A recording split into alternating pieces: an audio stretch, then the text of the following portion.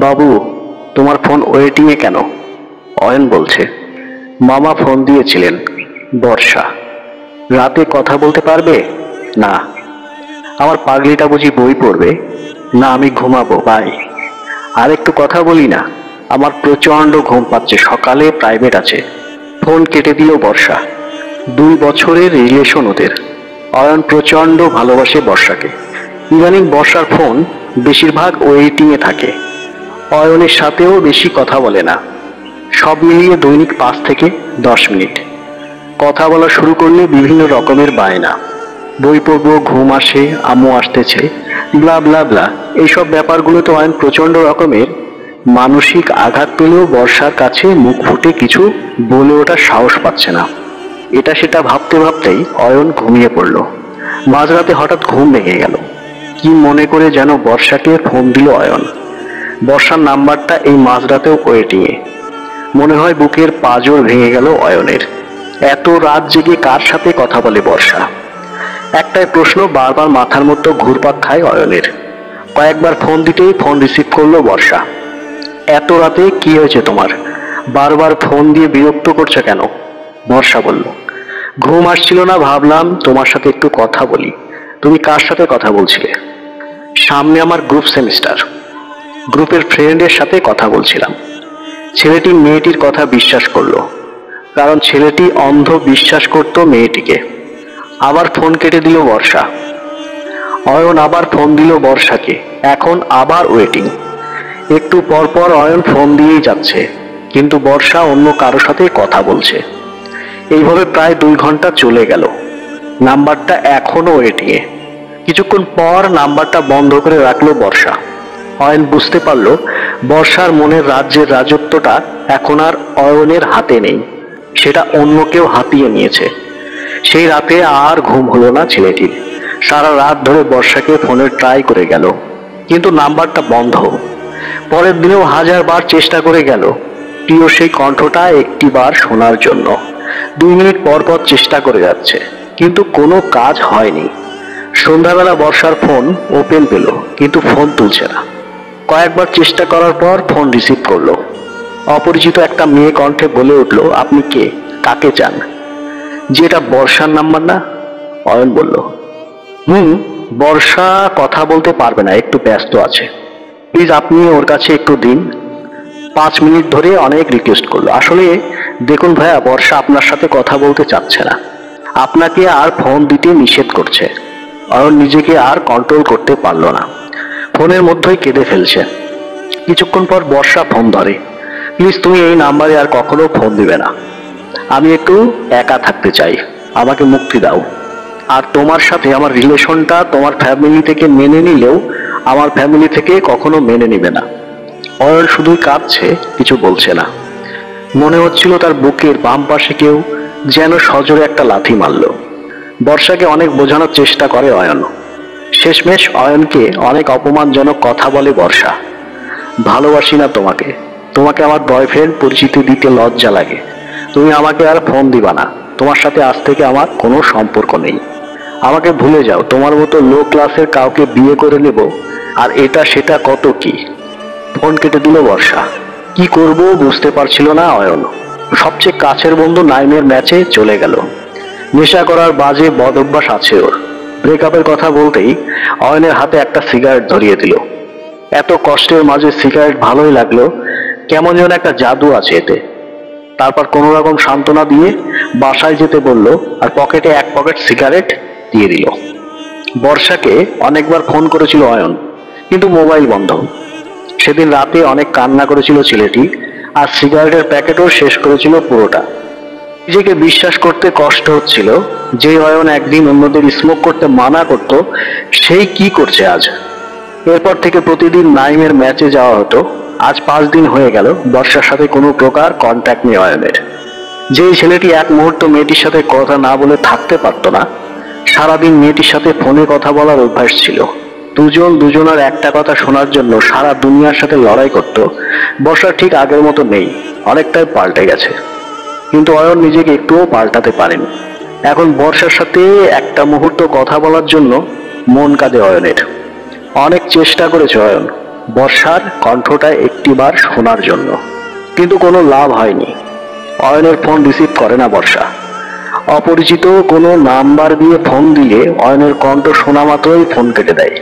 এই সেই মেয়ে যে অয়নের সাথে একটু কথা বলার জন্য বাসা ছেড়ে দূরে কোথাও বেড়াতে যেত না।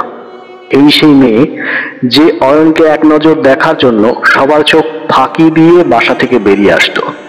এই সেই মেয়ে যে অয়নকে দিনে 1000 বার আই লাভ ইউ জানো বলতো। এই সেই মেয়ে যে অয়নের বিরুদ্ধে কেউ একটা বাজে কথা বললে সহ্য করতো না। রাতে ঘুম না আসা ছেলেটা এক গাদা সিগারেট খেয়ে রাত পার করে দেয়। আস্তে আস্তে বাজে সবকিছুর নেশায় আসক্ত হয়ে পড়ে অরণ। প্রায় 1 মাস পরের একদিনের ঘটনা। নাইমের বাসায় যাচ্ছিল অয়ন। পিছন থেকে অয়ন ভাই বলে কেউ একজন ডাকলো। পেছনে তাকাতে অয়ন দেখে বর্ষার ফ্রেন্ড ইসি তাকে ডাকছে। কিছু বলবে নাকি কিছু বলার ছিল বর্ষা সম্পর্কে? কি বলবে বলো? এখানে বলা যাবে না, ওইদিকে যে পার্কটা আছে ওখানে গিয়ে বসে বলি। হাঁটা শুরু করলো। অবশ্য শিশির মতো ওর পিছনে হাঁটা শুরু করলো অয়ন। পার্কটা একটু দূরে, প্রায় 20 মিনিট হাঁটার পর একটা টুলে বসলো অয়ন। তারপর ইসি যা বলল, আমি জানি কথাগুলো শুনে আপনার খুব কষ্ট হবে। বর্ষা আমাকে বারণ করেছিল, কিন্তু চোখের সামনে একটা মানুষকে এভাবে ধ্বংস হওয়ার দৃশ্য দেখতে পাচ্ছি না। আপনাদের সম্পর্কের আগে থেকেই বর্ষার অন্য একটা সম্পর্ক ছিল। ছেলেটির নাম বিজয়। বিজয়ের সাথে বর্ষার একবার অনেক ঝগড়া হয়। তখন বর্ষা আপনার সাথে সম্পর্কে জড়িয়ে যায়। কিছুদিন পর ওদের আবার সম্পর্কটা আগের মতো চলতে থাকে। তারপর থেকে আপনার সাথে কি হচ্ছে তা তো আপনি জানেন। মুহূর্তের মধ্যে অয়নের চোখ দিয়ে পানি গড়িয়ে পড়ে। কান্না ছাড়া কিছুই পেল না ছেলেটি। নেশার মাত্রা আরো বেড়ে গেল। এভাবেই চলতে লাগলো। কিছুদিন পর বাসায় ফিরতেই অয়নের মা বলল, ইসি এসেছিল, তোর কিছু কাগজ নিয়ে গেল, পরে দিয়ে যাবে বলল। রুমে ঢুকে অয়ন দেখতে পেল টেবিলের উপর মার্কশিট আর অ্যাডমিট কার্ড মিসিং। রাত 10টার দিকে ফোন আসে অপরিচিত একটা নাম্বার থেকে।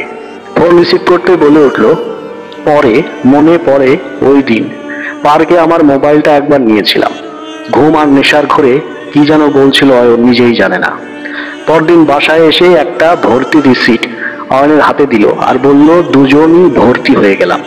ইসি ভালো ছাত্রী ছিল, চাইলেই পাবলিক ভার্সিটিতে পড়তে পারত, কিন্তু অয়নের জন্যই এই প্রাইভেট ভার্সিটিতে ভর্তি হয়। অয়নের মায়ের মন জয় করে নিয়েছে এই কয়েকদিনে। এর মধ্যে অয়নকে তুমি করে বলা শুরু করে দিয়েছে। ক্লাস শুরু হওয়ার পর থেকে অয়নকে ফোন করে, একসাথে নিয়ে যেত ভার্সিটিতে। অয়নকে অনেক বোঝাতে থাকে নেশা ছেড়ে দিতে, নতুন করে বাঁচতে, কিন্তু অয়ন সেটা পারে না। এভাবে চলতে থাকে। অয়নের জন্মদিন চলে আসে। ইসি অয়নকে একটা গল্পের বই উপহার দেয়। প্রথম পৃষ্ঠায় বড় করে লাল রঙে লেখা ছিল, আই লাভ ইউ। রাতে ফোন করে বলে, অয়ন তুমি কি চাও না আমি যাকে ভালোবাসি সে একজন সুস্থ মানুষ এবং ভালো মানুষ হোক? ফোনটা কেটে দিল অয়ন। বারবার ফোন করছে ইসি। প্রায় 1 ঘন্টা পর ফোন রিসিভ করে বলে, আমি চাই। এরপর থেকে প্রতি রাতে কথা হয় ওর সাথে। আস্তে আস্তে নেশা ছেড়ে দিতে বাধ্য হয় অয়ন, ভালোবাসার কারণে। ওদের রিলেশনের আজ 1 বছর। হঠাৎ একদিন মাঝরাতে অয়নের ফোনটা বেজে উঠতেই ডিসপ্লেতে অপরিচিত একটা নাম্বার ভেসে উঠল। ফোন রিসিভ করতে সেই পরিচিত ছলনাময়ীর মিষ্টি কণ্ঠ ভেসে আসলো ফোনের ওই পাশ থেকে, কেমন আছো? অয়ন ফোন কেটে দিল। ফোনের পর ফোন দিয়েই যাচ্ছে বর্ষা। অনেকটাই বিরক্ত হয়ে শেষমেশ ফোন রিসিভ করলো অয়ন। প্লিজ ফোনটা কাটবে না, বর্ষা বলল। কিছু বলবে? অয়ন জিজ্ঞাসা করলো। কেমন আছো তুমি? যেমনটা রাখছো ঠিক তেমনি আছি। আসলে আমি তোমার সাথে অনেক বড় অন্যায় করে ফেলেছি। কারো কোনো দোষ নাই, সব দোষ আমার কপালের। প্লিজ আমাকে ক্ষমা করে দাও। কিছু বলার আছে তোমার? তুমি কি এখনো ভালোবাসো আমাকে? আমি ভালোবাসলে কার কি যায় আসে, আর না বাসলেই কার কি যায় আসে। কেউ তো আর আমার ভালোবাসার মূল্য দিতে জানে না। এখন আমি মূল্য দিতে শিখেছি। তোমাকে আবার নতুন করে ভালোবাসার সুযোগটা দিবে? কেন, তোমার সেই বিজয় কোথায়? বিজয় অন্য কাউকে বিয়ে করে নিয়েছে। আসলে আমি বুঝতে পারিনি কাকে কাছে রাখা দরকার, কাকে দূরে রাখা দরকার। কিন্তু এখন আমি বুঝতে পেরেছি তোমার মতো করে আমাকে আর কেউ ভালোবেসে পারবে না। তোমাকে খুব মিস করছি। তোমাকে খুব দেখতে ইচ্ছে করছে। কাল সকাল 10টায় পার্কে এসো। আমি আসবো। অয়ন ইসির কথা ভাবছে, ইসকে এখন কি বলবে। সকাল 10টার সময় অয়ন পার্কে গিয়ে দেখে বর্ষা অয়নের জন্য অপেক্ষা করছে, হাতে লাল গোলাপ নিয়ে। অয়ন বলে উঠল, যতটা কষ্ট দেওয়া বাকি আছে সেটা দিতে এখন আমার জীবনে আবার আসতে চাও? ভালোবাসা দিয়ে সব কষ্ট ভুলিয়ে দিতে চাই, বর্ষা বলল। রাত জেগে কথা বলা, দেখা করা, একসাথে ঘোরাফেরার মধ্য দিয়ে ওদের ভাঙা সম্পর্কটা আগের মতো হয়ে গেল। অয়ন বুঝতে পারলো বর্ষা অয়নকে এখন সত্যি অনেক ভালোবাসে। ইসির সাথেও অয়নের সম্পর্ক চলছে, কিন্তু কেউ কারোটা জানতো না। অয়ন ব্যাপারটা লুকিয়ে রাখে, কারণ হৃদয় ভাঙা কতটা কষ্টের যা অয়ন বুঝতে পেরেছে, এই কষ্টটা অয়ন ইসিকে দিতে চায় না। ইসি তো অয়নকে নতুন করে বাঁচতে শিখিয়েছে। ইদানিং বর্ষা অনেক পাগল অয়নের জন্য। অয়নের উপর বর্ষার কেয়ারিং আর ভালোবাসার যেন কোনো কমতি নেই। এভাবেই চলছিল ওদের সম্পর্কটা। হঠাৎ একদিন বর্ষার ফোন, বাসা থেকে ওর বিয়ে ঠিক করেছে। অয়ন কি করবে বুঝতে পারছিল না। বর্ষা অয়নকে বলল, চলো আমরা পালিয়ে বিয়ে করি। অয়ন এক পায়ে রাজি। সব প্ল্যান মতো বর্ষা বিয়ের আগের দিন বাসা থেকে বের হয়ে বাস স্টেশনে অয়নের জন্য অপেক্ষা করছিল, কিন্তু অয়ন আসছে না। অয়নের ফোন বন্ধ। ঘন্টার পর ঘন্টা অপেক্ষা করতে করতে প্রায় সন্ধ্যা নেমে এলো, কিন্তু অয়নের কোনো খবর নেই। এদিকে অয়ন আর ইসিকে খুঁজে পাওয়া যাচ্ছে না। সন্ধ্যার একটু পরে অয়নের বাসার সামনে একটি রিক্সা থামাতে দেখা গেল। দুইটা লোক রিক্সা থেকে নেমে অয়নের বাসার মধ্যে প্রবেশ করলো। ওই দুইজন হলো অয়ন আর ইসি। অয়নের পরনে ছিল একটা পাঞ্জাবি আর ইসির পরনে লাল শাড়ি। আজকেই ওরা বিয়ে করেছে। ওই দিন অয়নের ফেসবুক স্ট্যাটাস ছিল, আমি কি করে তোমাকে ক্ষমা করি বলো? তোমাকে ক্ষমা করলে একটা নিষ্পাপ মেয়েকে সারা জীবন কাঁদতে হবে। আমি এই নিষ্পাপ মেয়েটিকে কাঁদাতে পারবো না, কারণ তুমি আমাকে ধোঁকা দেওয়ার পর এই মেয়েটি আমার পাশে না দাঁড়ালে আজ হয়তো আমি বেঁচে থাকতাম না। পারলে আমাকে ক্ষমা করে দিও। তো বন্ধুরা, আজকের এই গল্পটি যদি আপনাদের একটুও ভালো লাগে, একটা লাইক করে দিন, বন্ধুদের সঙ্গে শেয়ার করে দিন। আর এরকম ভিডিও পেতে হলে অবশ্যই চ্যানেলটিকে সাবস্ক্রাইব করে বেল বাটন প্রেস করে রাখুন, যাতে করে আমার লেটেস্ট ভিডিওগুলো সবার আগে আপনার মোবাইল স্ক্রিনে দেখতে পান। তো বন্ধুরা, আজ এই পর্যন্তই। ভালো থাকবেন, সুস্থ থাকবেন। ধন্যবাদ সবাইকে।